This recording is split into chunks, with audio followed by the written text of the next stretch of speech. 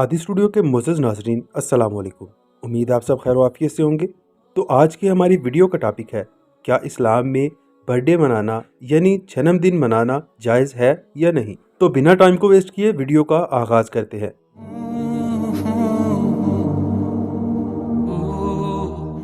मुअज़्ज़ज़ नाज़रीन, यहूद व नसारा की रस्म पर अंधी तकलीद करने वाले हम नाम नहाद मुसलमान खुद तो एक कलमा उन तक पहुंचा ना सके, उल्टा उनकी इस रस्म बद की अंधा और धुंध पैरवी करने को फ़ख्र महसूस करते हैं। हमारे माशरे की अक्सरियत, जिसमें दीनी तबका भी शामिल है, इस रस्म बद का शिकार होता हुआ नज़र आ रहा है। रसूल अल्लाह सल्लल्लाहु अलैहि वसल्लम का फरमान मुबारक है कि जो शख्स जिस कौम की मुशाबत इख्तियार करेगा उसका हशर उन्हीं के साथ होगा।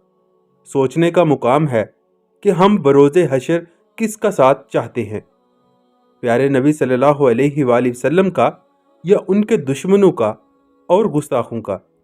कल क़यामत के दिन नबी सल्लल्लाहु अलैहि वसल्लम के पहलू में खड़े होने को और प्यारे नबी सल्लल्लाहु अलैहि वसल्लम के हाथ से आबे कौसर पीने को सोचकर आज ही इस रस्म बद को काफिरों के मुंह पर मार दीजिए। तो मुअज़्ज़ज़ नाज़रीन, उम्मीद है वीडियो आपको पसंद आई हो।